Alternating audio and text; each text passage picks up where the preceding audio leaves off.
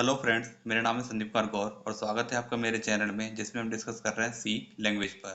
और आज की वीडियो में हम डिस्कस करने वाले हैं एल्स इफ लेटर स्टेटमेंट पर। दोस्तों, वीडियो शुरू करने से पहले आपसे रिक्वेस्ट है कि यदि आपने हमारे चैनल को अभी तक सब्सक्राइब नहीं किया है और आप हमारे चैनल को पहली बार विजिट कर रहे हैं तो चैनल को सब्सक्राइब कर लीजिए और बेल आइकन को प्रेस कर लीजिए जिससे कि आपको लेटेस्ट वीडियो की नोटिफिकेशन प्राप्त हो सके। तो आइए शुरू करते हैं आज का वीडियो। इससे पहले वाली वीडियो में हमने इफ एल्स इफ पर डिस्कस किया हुआ है और आज हम देखने वाले हैं एल्स इफ लेटर। तो दोस्तों, पहले समझ लेते हैं कि इसकी ज़रूरत हमको क्यों पड़ती है। इससे पहले जो हमने वीडियोस देखे हैं उसमें हमने सबसे पहले डिस्कस किया होता इफ स्टेटमेंट पर। तो यदि हमारे पास एक ही कंडीशन होती है और कंडीशन के सिर्फ ट्रू होने पर यदि हमको काम करना है तो हम यहाँ पे यूज़ करते हैं सिंपल इफ स्टेटमेंट। यदि कंडीशन के ट्रू और फॉल्स दोनों पर काम करना रहता है तब हम यूज़ करते हैं इफ एल्स स्टेटमेंट।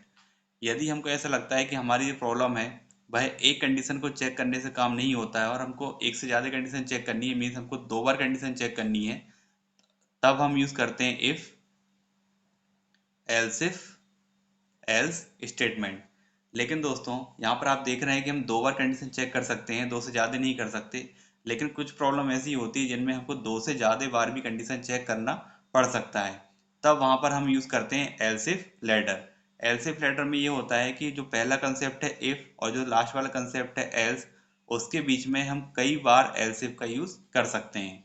तो यहाँ पे एल्स इफ लेटर का मतलब होता है कि आप मल्टीपल टाइम एल्स इफ का यूज़ कर सकते हो when we need to test different conditions with different statements where multi-path decisions are involved. This is called else if ladder.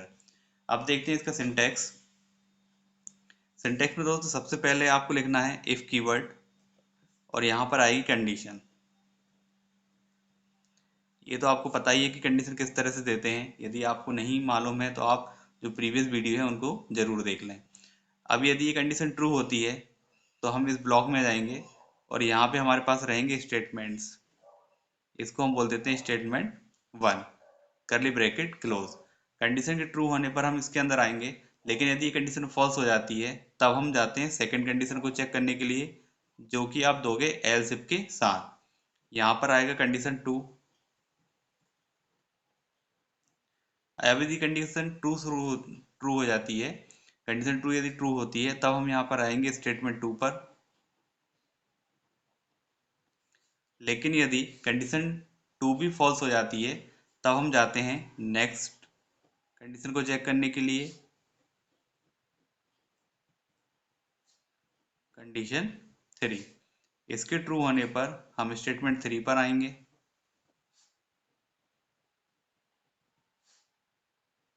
इस तरह आप इफ के बाद अलग अलग एल्स इफ स्टेटमेंट में अलग अलग कंडीशन दे सकते हैं, जो कि पहली कंडीशन के फॉल्स होने पर हम दूसरी पे जाते हैं, दूसरी के फॉल्स होने पर हम थर्ड पे जाते हैं।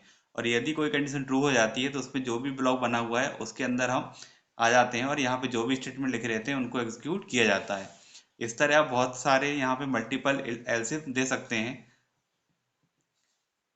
तो यहाँ पर आ जाएगा अब लास्ट में एल्स इफ और यहाँ पर एक लास्ट कंडीशन भी रहेगी जिसको हम यहाँ पे कंडीशन एन कहते हैं।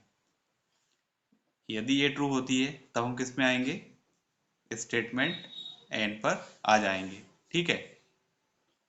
लेकिन यदि हमारी लास्ट वाली कंडीशन भी फॉल्स हो जाती है तब हम आते हैं एल्स पार्ट पर। और एल्स पार्ट में जो स्टेटमेंट होंगे वो डिफ़ॉल्ट स्टेटमेंट होंगे। डिफ़ॉल्ट स्टेटमेंट का मतलब है कि यदि कोई भी कंडीशन ट्रू नहीं होती है तब ये वाले स्टेटमेंट तो एग्जीक्यूट होंगे ही। और इसके बाद आते हैं नॉर्मल स्टेटमेंट, जिनको हम यहाँ पे स्टेटमेंट एक्स कह देते हैं। ओके, तो यहाँ पर क्या होता है, यदि कंडीशन 1 ट्रू है तो इस पे काम होगा और इसके बाद सीधा हम कहाँ निकल जाएंगे, स्टेटमेंट एक्स पर निकल जाएंगे।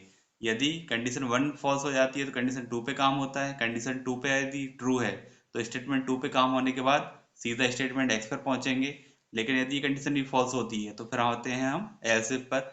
इस तरह एक एक करके सारी कंडीशन को चेक किया जाता है और यदि सारी की सारी कंडीशन फॉल्स है तो डिफॉल्ट स्टेटमेंट पर काम होकर यहाँ से बाहर निकल जाते हैं।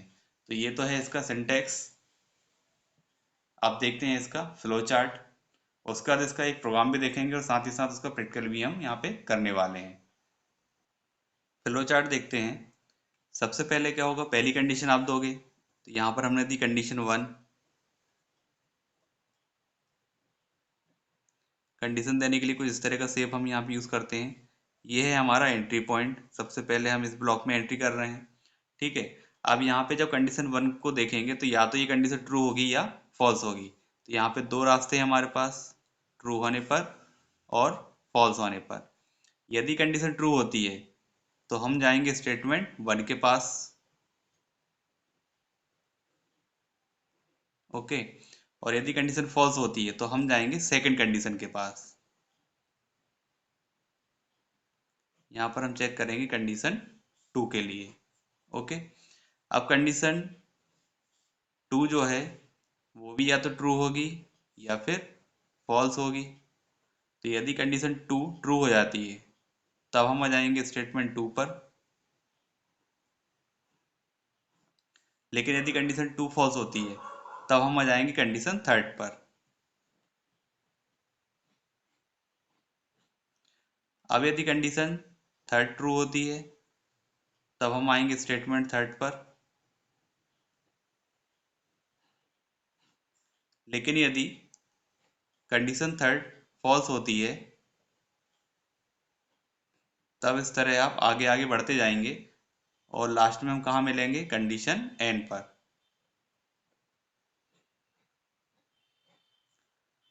ओके, अब कंडीशन एन जो है ये भी ट्रू हो सकती है या फिर फॉल्स हो सकती है। यदि ट्रू होती है तो हम कहाँ पर आएंगे, स्टेटमेंट एन पर। लेकिन यदि लास्ट वाली कंडीशन भी फॉल्स हो जाती है तब हम कहाँ चले जाएंगे, डिफॉल्ट स्टेटमेंट पर।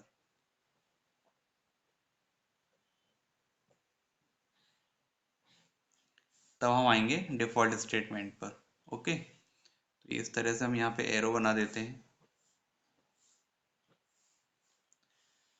अब यहाँ पे डिफॉल्ट स्टेटमेंट पर आ गए हैं। यदि हम स्टेटमेंट 1 पे काम करते हैं तब इसके बाद भी हमको बाहर निकलना है। कनेक्टर बना लेते हैं, यहाँ से बाहर निकल जाएंगे और बाहर निकलने के बाद कौन से स्टेटमेंट मिलेंगे हमको, स्टेटमेंट एक्स, मीन्स जो आउटर स्टेटमेंट है वो हमको मिल जाएंगे। स्टेटमेंट 1 के बाद भी यहाँ पर आना है, स्टेटमेंट 2 के बाद भी आपको यहीं पर आना है, स्टेटमेंट 3 के बाद भी आपको यहीं आना है, स्टेटमेंट एन के बाद भी यहीं आना है। इसी तरह डिफॉल्ट स्टेटमेंट के बाद भी स्टेटमेंट एक्स पर पहुंचेंगे। तो एट ए टाइम किसी एक ही ब्लॉक पर यहाँ काम होगा, या तो स्टेटमेंट 1 पर, 2 पर, 3 पर या फिर एन पर या डिफॉल्ट पर। और जिस पे भी काम हो जाए उसके बाद हम कहाँ चले जाएंगे, इस ब्लॉक से पूरे से बाहर निकल के नॉर्मल स्टेटमेंट पे चले जाएंगे। इस तरह से वर्किंग होती है आपके एलसीफ लैडर की। यहाँ पर आप देखना ये लैडर का फॉर्म बन जाता है, जैसे कि एक एक करके हम लैडर पे एक एक स्टेप चढ़ते हैं।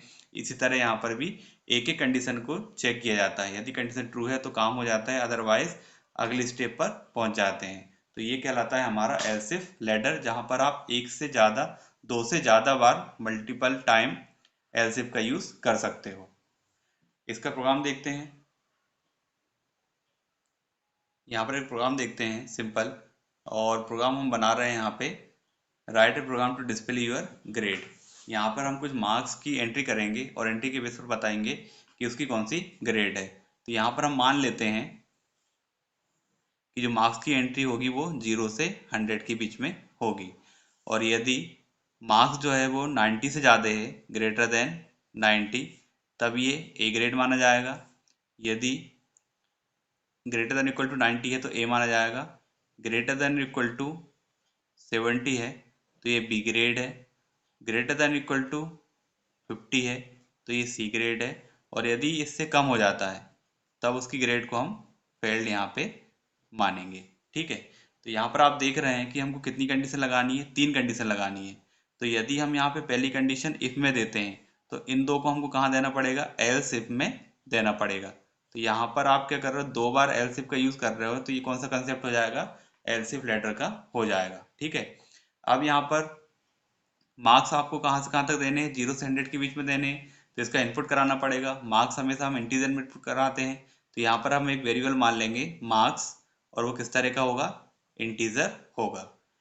चलिए देखते हैं प्रोग्रामिंग। सबसे पहले यहाँ पे हेडर फाइल्स ले लेते हैं हम। बेसिक जो दो हमारी हेडर फाइल है वो है include stdio.h include conio.h। फिर हमने लिया यहाँ पे void main function.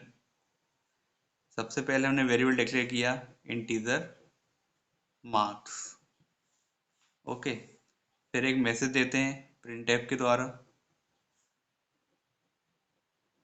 Enter your marks between 0 to 100। ठीक है, स्कैनफ मार्क्स इंटीजर है इसलिए यहाँ पे आ गया %d, एड्रेस ऑपरेटर मार्क्स। अब यहाँ पे लगाते हैं सबसे पहली condition, if marks greater than equal to 90। और यहाँ पर हम प्रिंट कर सकते हैं अब प्रिंटफ, यहाँ पे मैंने लिख दिया यूर ग्रेड ए। ठीक है, यहाँ पे करली ब्रैकेट लगाने की जरूरत नहीं है क्योंकि इस पे एक सिंगल स्टेटमेंट ही डिपेंड कर रहा है। इस पे भी हम पहले वीडियो में डिस्कस कर चुके हैं। सेकंड कंडीशन देते हैं एल्स इफ में marks greater than equal to 70, printf your grade is b। Third statement आ जाएगा else if marks greater than equal to 50, printf your grade c। अब यदि तीनों में से एक भी कंडीशन ट्रू नहीं होती है तब हम कहाँ पर आएंगे, डिफॉल्ट स्टेटमेंट में, जो कि एल्स पार्ट में रहता है, printf your grade failed। Okay, और यहाँ पर आपका मेन प्रोग्राम क्लोज। तो यहाँ पे क्या होता है, सबसे पहले मैसेज क्या मिलेगा, एंटर योर मार्क्स। और आपको कहाँ से कहाँ एंट्री करनी है, 0 से 100 के बीच में एंट्री करनी है। ठीक है, तो बाई चांस जैसे अगर आपने मार्क्स की वैल्यू, यहाँ पे वेरिएबल क्या है आपका मार्क्स है, इसमें वैल्यू दी आपने 92।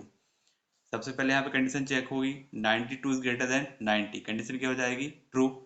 ठीक है, पहली कंडीशन क्या चेक होगी, 92 इज ग्रेटर देन 90, कंडीशन क्या हो जाएगी, ट्रू। तो क्या प्रिंट हो जाएगा, यूर ग्रेड ए। और सीधा यहाँ से हम निकल जाएंगे बाहर, मीन्स आपका प्रोग्राम टर्मिनेट हो जाएगा। फिर से आप रन करते हो और बाई चांस इस बार आपने दिया 45। ठीक है, सबसे पहली कंडीशन चेक होगी 45 is greater than equal to 90, 45 is greater than equal to 90, condition क्या हो जाएगी, फॉल्स। फॉल्स हो जाएगी तो हम कहाँ आएंगे, एल्स इफ सेकंड पर। यहाँ पर लिखा हुआ है marks greater than equal to 70, फिर से कंपैरिजन होगा 45 is greater than equal to 70, ये कंडीशन भी क्या हो जाएगी, फॉल्स। थर्ड पर आएंगे, यहाँ पे कंडीशन चेक होगी 45 is greater than equal to 50, यहाँ पे भी कंडीशन क्या हो गई, फॉल्स। तो डिफॉल्ट स्टेटमेंट क्या लिखा हुआ है, यूर ग्रेड इज फेल्ड। तो ये वाला स्टेटमेंट आपका एग्जीक्यूट हो जाएगा और उसके बाद प्रोग्राम आपका टर्मिनेट हो जाएगा। तो यहाँ पे सबसे पहले पहली कंडीशन चेक की जाती है, यदि कंडीशन ट्रू है तो उसके अकॉर्डिंग काम होगा, अदरवाइज आप सेकंड कंडीशन को चेक करोगे, सेकंड भी फॉल्स है तो थर्ड को चेक करोगे, और यदि सारी कंडीशन फॉल्स होती है तो डिफॉल्ट स्टेटमेंट पर काम किया जाता है। इसको देखते हैं अब हम प्रैक्टिकली।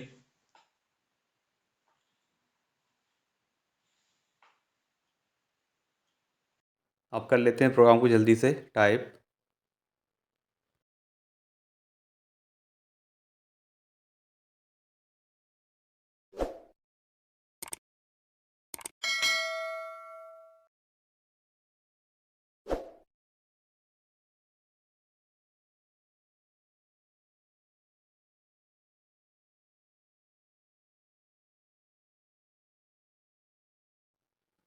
अब प्रोग्राम को सेव कर देते हैं। सेव करने के लिए हम दे देते हैं नाम यहाँ पे ग्रेड। कंपाइल करते हैं, कोई एरर नहीं है इसमें। अब इसको करते हैं रन।